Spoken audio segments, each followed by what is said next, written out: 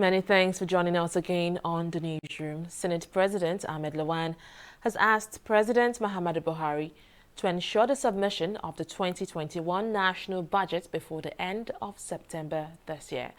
Lawan stated this while referring the 2021 to 2023 medium-term expenditure framework and fiscal strategy paper to the relevant committees of the Senate for necessary legislative action. The document was submitted to the Federal Parliament by President Muhammadu Buhari on Tuesday. Lawan said the presentation of the budget before the end of September would enable the National Assembly complete necessary works and pass it before the end of December. He also asked various committee members to engage all the revenue-gathering committees very well to ensure a thorough job is done. Suspended acting chairman of the Economic and Financial Crimes Commission, Ibrahim Magu, says some of the forfeited assets recovered by the anti-graft agency were auctioned to ministries and government agencies. In a letter addressed to the Ayo Salami-led presidential panel probing corruption allegations against Magu, he explained that some of the assets were sold off to agencies of the federal government through special auction with presidential approval. He listed some of the agencies to include the Ministry of Humanitarian Affairs and Disaster Management, as well as the Federal Inland Revenue Service, FIRS. He said some of these agencies have not yet paid for the properties, but that there was an arrangement that their values will be deducted from the ministry's allocations. Abubakar Malami, Attorney General of the Federation, has accused the EFCC boss of failing to properly account for recovered loot and assets. The governorship primary of the People's Democratic Party in Ondo State has begun, with over 2,000 delegates present at the International Event Center, Akure, the venue of the exercise. The accreditation of delegates is currently ongoing, after which voting would kick off. No fewer than 8 aspirants are jostling for the ticket of the party ahead of the October 10 governorship election in the state. The aspirants include the Deputy Governor, Agbola Ajayi, as well as a former Attorney General and Commissioner of Justice, Eyitayo Jegede. A new Commissioner of Police, Edward Ajogun, has been posted to the Ogun State Police Command. Ajogun was posted to the state following the retirement of the Commissioner of Police, Kenneth Ebrimson. Before his latest deployment, Ajogun had worked as Deputy Commissioner Operations in Ogun before he was promoted to the rank of Commissioner of Police and transferred to Police Medical Services, Falomo, Lagos, as CP Administration. Abimbolo Yemi, the State Police Public Relations Officer, confirmed his redeployment in a statement released on Wednesday. We'll take a break here to bring you more stories. Stay with us.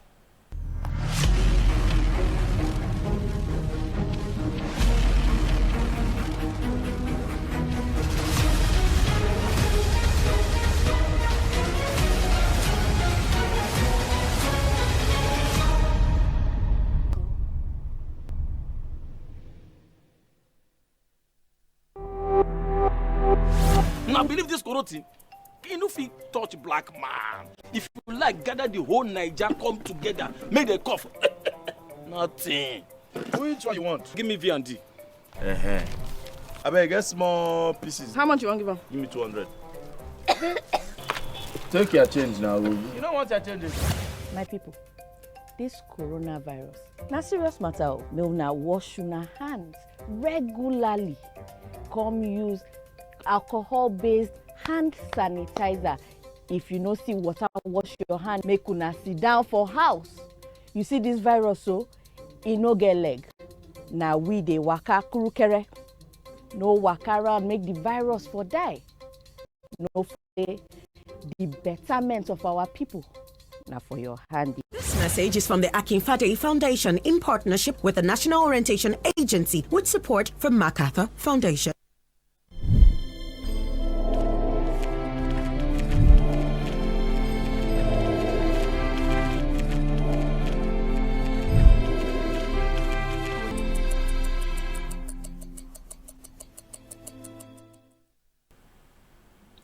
Welcome back, and now to our COVID-19 coverage.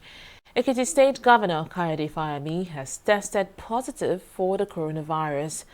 Fahmy confirmed his health status in a tweet on Wednesday morning. The governor said he's feeling well, but has proceeded on self-isolation in line with the Nigeria Center for Disease Control protocols. Fahmy has directed his deputy, Adebisi Egbeyemi, to coordinate the affairs of the state while he receives medical treatment.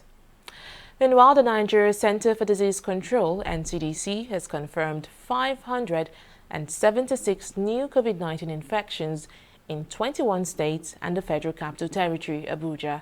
The agency announced this in its update for July 21st. According to the health body, 4 new deaths were recorded on Tuesday, increasing the number of fatalities from 801 to 805. It, however, adds that 344 patients were discharged in the last 24 hours to bring the recovery rate from 15,333 to 15,677. Out of 37,801 samples now confirmed positive in all 36 states and the FCT, a total of 21,319 cases are still active. The Oyo State government says the third term 2019-2020 session for secondary school students in the state has been cancelled. The decision reached at the end of the state executive council meeting on Tuesday means that promotion for all affected classes would be determined by the first and second term continuous assessment results. According to the state government, primary 6, junior secondary school 3 and senior secondary school 3 students are to proceed on holiday from July 30 and resume 4-year examinations in some weeks' time, while the basic education certificate examination will hold between August 10 and 18, and the competitive entrance examination into schools of science will hold on August 19. It also adds that placement and screening test for JSS 1 is slated for August 20, while placement test into technical college is for August 28. A Chinese-made vaccine against the new coronavirus entered the final stage of testing on Tuesday in Brazil, where volunteers received the first dose of what officials hope will be a game-changer in the global pandemic.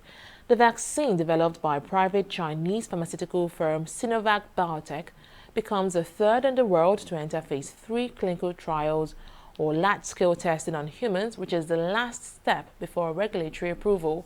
Around 9,000 health workers across 6 Brazilian states will receive the vaccine known as CoronaVac in 2 doses over the next 3 months under the study. Let's take a break here to bring you business stories and more.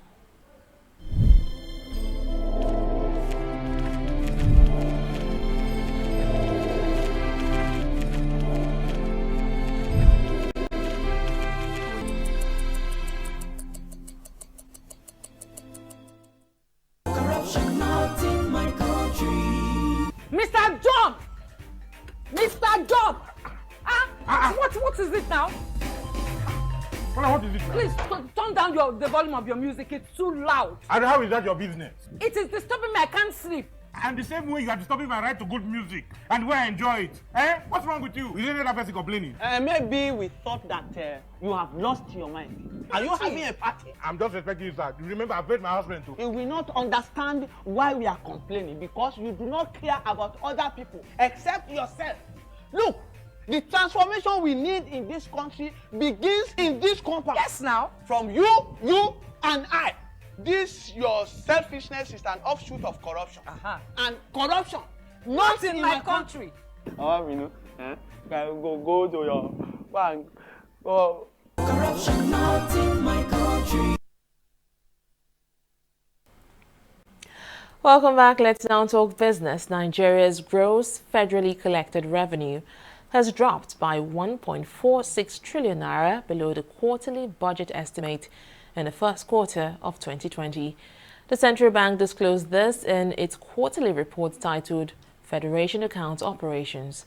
According to that report, 2.53 trillion naira federally collected revenue in the first quarter of 2020 was lower than the quarterly budget estimate of 3.95 trillion by 36%. The decline, according to the CBN, was attributed to shortfalls in receipts from both oil and non-oil revenue components during the review period. And to the foreign scene, South African anti-apartheid activist Andrew Malangeni who was jailed alongside Nelson Mandela in 1964 after a treason trial, has died at the age of 95. He passed away after being admitted to a military hospital in Pretoria because of an abdominal complaint. According to President Cyril Ramaphosa, the activist's death signifies the end of a generational history. Mandela and Mangeni were convicted alongside 6 others of sabotage. While Mandela was held in jail for 27 years, Mangeni served 26 years before his release in 1989.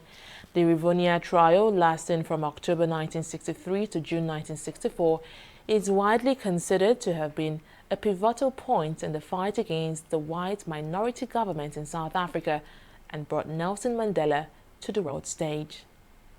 AC Milan head coach Stefano Piloli has extended his contract with the club for a further 2 years until June 2022. The 54-year-old Italian took the role in October, and his initial deal is set to expire at the end of this season.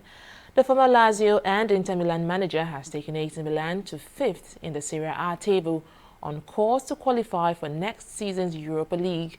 AC Milan have 3 games of their season left and play second place Atalanta at home on Friday. Well, that's the latest from the newsroom. Many thanks for joining us. Bye for now.